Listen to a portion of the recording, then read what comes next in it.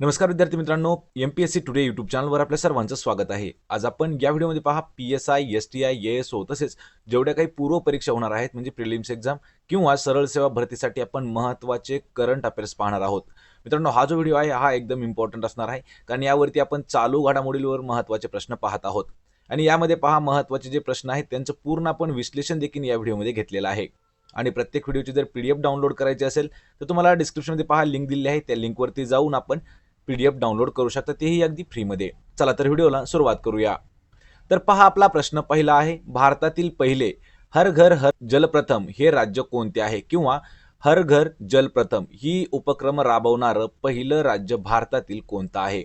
मित्रांनो, हा प्रश्न इम्पॉर्टंट प्रश्न आहे का, कारण हा प्रश्न येणाऱ्या भरतीसाठी महत्त्वाचा प्रश्न ठरणार आहे. याचं उत्तर आहे पहा पर्याय क्रमांक 1. तर गोवा हे जे राज्य आहे हे भारतातील आपल्या पहिलं राज्य आहे की ज्यामध्ये हर घर जलप्रथम ही योजना सुरू केलेली आहे. लक्षात ठेवायचंय, हर घर जलप्रथम म्हणून प्रमाणित होणारे गोवा हे जे आहे हे देशातील आपल्या पहिले राज्य ठरलेले आहे.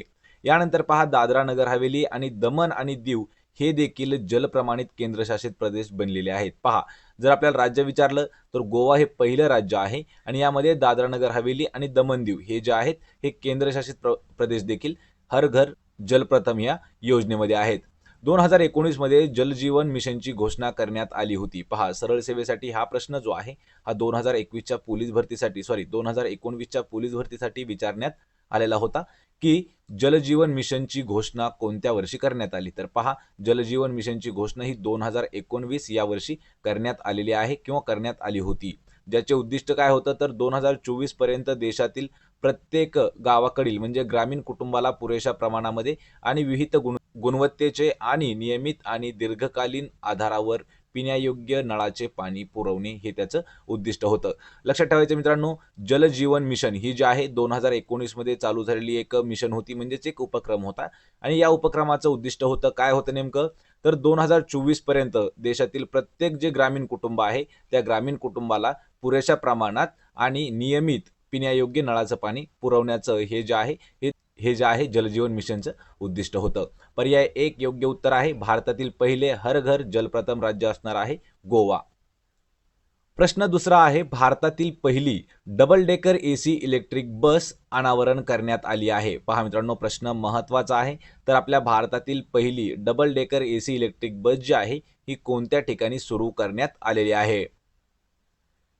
याचं उत्तर आहे पहा पर्याय क्रमांक 2 मुंबई या ठिकाणी. मित्रांनो, प्रश्न हा महत्त्वाचा आहे कारण 2021ला जी आपली पोलीस भरती येणार आहे त्यासाठी हा प्रश्न इम्पॉर्टंट ठरू शकतो. लक्षात ठेवायचे, केंद्रीय परिवहन मंत्री नितीन गडकरी यांनी भारतातील पहिली double decker AC electric bus ही जी आहे ही मुंबईमध्ये लॉन्च केली आहे. पहा, यावर आपल्याला प्रश्न असा विचारला जाऊ शकतो की भारतातील पहिली डबल डेकर एसी जी इलेक्ट्रिक बस आहे या हे लॉन्च कुणी केली आहे. लक्षात ठेवायचे, केंद्रीय परिवहन मंत्री नितीन गडकरी यांच्या हस्तेही लॉन्च करण्यात आलेले आहे. आणि अशोक लेलँडची उपकंपनी असलेल्या स्विच EIV22 याने भारतातील पहिली इलेक्ट्रिक डबल डेकर वातानुकूलित बस ही जी आहे याचं अनावरण केलं आहे. पहा, अशोक लेलँडची उपकंपनी आहे, कोणती आहे स्विच EIV22. तर या कंपनीने लक्षात ठेवायचे या बसची निर्मिती केली आहे किंवा अनावरण केलेलं आहे. पर्याय 2 आपलं योग्य आहे, मुंबईमध्ये करण्यात आलेली आहे त्याची सुरुवात. प्रश्न तिसरा आहे, नुकत्याच लॉन्च झालेल्या मत्स्य सेतू मोबाईल ॲपच्या ऑनलाईन मार्केट प्लेसचे वैशिष्ट्याचे नाव काय आहे. मित्रांनो, आत्ताच एक ॲप्लिकेशन लॉन्च झालं आहे पहा, मत्स्य सेतू या नावाने एक ॲप्लिकेशन लॉन्च झालं आहे. तर त्या ॲप्लिकेशनमध्ये मार्केट प्लेसचं जे वैशिष्ट्य आहे त्या वैशिष्ट्याचं म्हणजे एका फीचरचं नाव काय आहे. याचं उत्तर आहे पहा पर्याय क्रमांक 3. तर ते ॲक्वा बाजार एक नावाचं फीचर आहे. कशामध्ये? मत्स्य सेतू मोबाईल ॲप्लिकेशनमध्ये. तर हे नेमकं काय आहे पहा, केंद्रीय मत्स्य व्यवसाय, पशुवर्धन आणि दुग्ध व्यवसाय मंत्री पुरुषोत्तम रुपाला यांनी राष्ट्रीय मत्स्य विकास मंडळाच्या बैठकीमध्ये मत्स्य सेतू मोबाईल ॲपचे online market place feature aqua बाजार हे लॉन्च केलेले आहे. यावर पहा आपण एक प्रश्न तयार करू शकतो.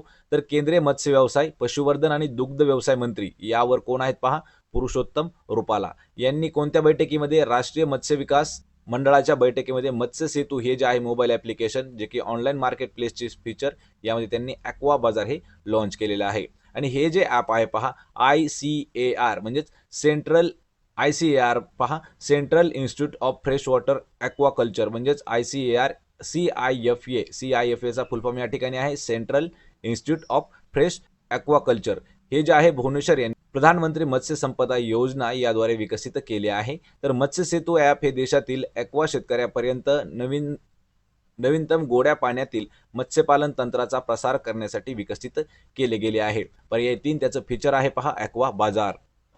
प्रश्न 4 आहे, कोणत्या राज्य सरकारने ग्रामीण आजीविका उद्याने स्थापन करण्याची घोषणा केली आहे? प्रश्न महत्त्वाचा आहे पहा. तर खालीलपैकी असं कोणतं राज्य सरकार आहे की त्या राज्य सरकारने ग्रामीण आजीविका उद्याने स्थापन करण्याची घोषणा केलेली आहे? याचं उत्तर आहे पर्याय क्रमांक 3 छत्तीसगड राज्य सरकारने. तर पहा, छत्तीसगड राज्य सरकारने राज्यामध्ये ग्रामीण औद्योगिक पार्क उभारण्याची घोषणा केली आहे, म्हणजेच आजीविका उद्याने. मुख्यमंत्री भूपेश बघेल यांनी गांधी जयंतीला या प्रकल्पाचं लोकार्पण करणार असल्याची घोषणा केली आहे. यावरती पहा, मुख्यमंत्र्यावर एक प्रश्न आहे. छत्तीसगडचे मुख्यमंत्री कोण आहेत? तर छत्तीसगडचे मुख्यमंत्री आहेत पहा भूपेश बघेल किंवा बाघेल, हे जे आहेत हे छत्तीसगडचे सीएम आहेत. आणि यांनी कधी गांधी जयंतीला या प्रकल्पाचं लोकार्पण करण्याची घोषणा केली आहे? गांधी जयंती असते पहा 2 ऑक्टोबरला. यावरही प्रश्न महत्त्वाचा आहे. तर ग्रामीण अर्थव्यवस्थेला बळकट करणे आणि गवठाण उपजीविकेचे केंद्र बनवणे हा त्याचा उद्देश असणार आहे.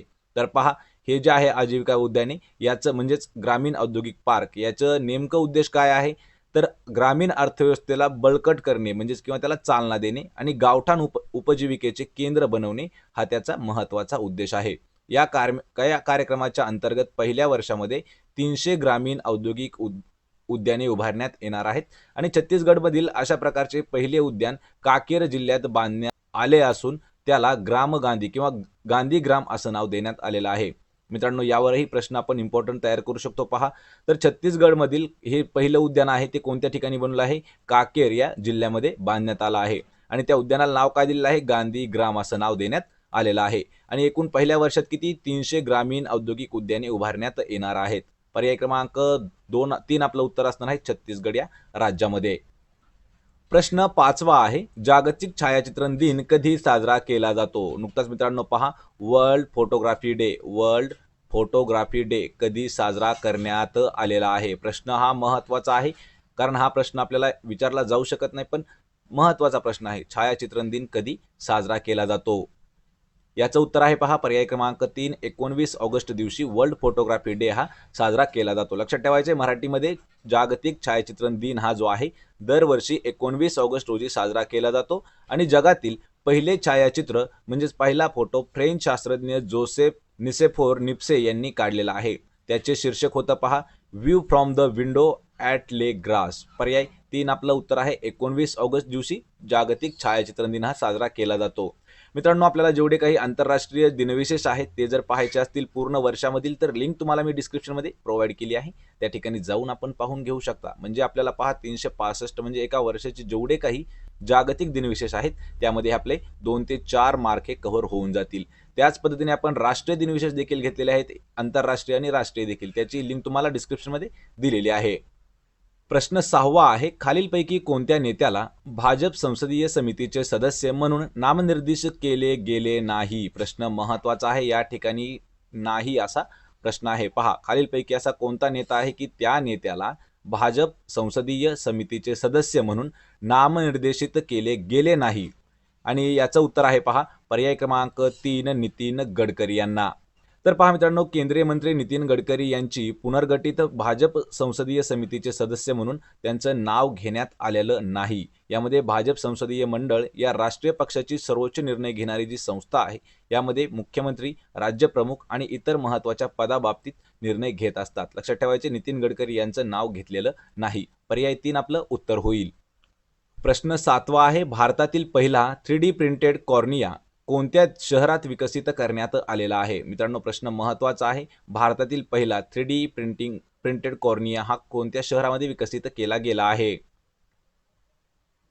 याचं उत्तर आहे पहा पर्याय क्रमांक 2 तर हैदराबाद या शहरामध्ये. आपल्याला याच वर्षी पहा, म्हणजे यावरच प्रश्न आपल्याला शहराच्या ऐवजी जर राज्य विचारलं, लक्षात ठेवायचं तर राज्य आहे याचं तेलंगणा, कारण तेलंगणाची राजधानी आहे हैदराबाद. लक्षात ठेवा मित्रांनो, LVPEI म्हणजेच Indian institute of technology Hyderabad IITH या centre for cellular and molecular biology म्हणजे CCMB च्या संशोधकांनी संयुक्तपणे हैदराबादमध्ये भारतातील पहिला 3D प्रिंट कॉर्निया विकसित किंवा प्रिंटेड कॉर्निया विकसित केला आहे आणि हैदराबाद स्थित या संशोधन पथकाने विकसित केलेला आर्टिफिशियल कॉर्निया हा पूर्ण क्षमतेने चालणाऱ्या आर्टिफिशियल मानवी कॉर्नियाच्या विकासाच्या दिशेने टाकलेलं पहिलं आणि सकारात्मक म्हणजे पॉझिटिव्ह पाऊल असणार आहे. लक्षात ठेवायचं कृत्रिम कॉर्निया. पर्याय 2 उत्तर आहे, हैदराबादमध्ये स्थापन किंवा विकसित केला गेला आहे. प्रश्न 8वा आहे, बॉर्डर रोड ऑर्गनायझेशन BRO पहा, बॉर्डर रोड ऑर्गनायझेशन कोणत्या राज्यात स्टील स्लॅग रोड बांधणार आहे? याचं उत्तर आहे पहा पर्याय क्रमांक 1 अरुणाचल प्रदेश या राज्यामध्ये BRO जे आहे हे स्टील स्लॅग रोड बांधणार आहे. अरुणाचल प्रदेशची राजधानी आहे पहा इटानगर. यावरही प्रश्न इम्पॉर्टंट आहे. अरुणाचल प्रदेश इटानगर राजधानी आहे. तर पहा, बॉर्डर रोड ऑर्गनायझेशन प्रायोजिक प्रकल्पाच्या आधारावर अरुणाचल प्रदेशातील इस्पात स्लॅग रोड या ठिकाणी बांधला जाणार आहे. हा स्टील स्लॅग अशा प्रकारचा पहिलाच प्रकल्प असणार आहे आणि अतिवृष्टी आणि प्रतिकूल हवामानामुळे या रस्त्यावर कोणताही परिणाम होणार नाही. यामुळेच पहा, स्टील स्लॅग रोड जो आहे हा बांधण्यात येणार आहे अरुणाचल प्रदेश राज्यामध्ये. पर्याय 1 आपलं उत्तर होईल. प्रश्न 9वा आहे, खालीलपैकी कोणत्या संस्थेने $750 अब्ज हवामान बदल आणि आरोग्य सेवा विधेयकावर स्वाक्षरी केली आहे? मित्रांनो, प्रश्न महत्त्वाचा आहे पहा हा. खालीलपैकी असा कोणता देश आहे की त्या देशाने $750 अब्ज हवामान बदल आणि आरोग्य सेवा विधेयकावर स्वाक्षरी म्हणजे साईन केली आहे?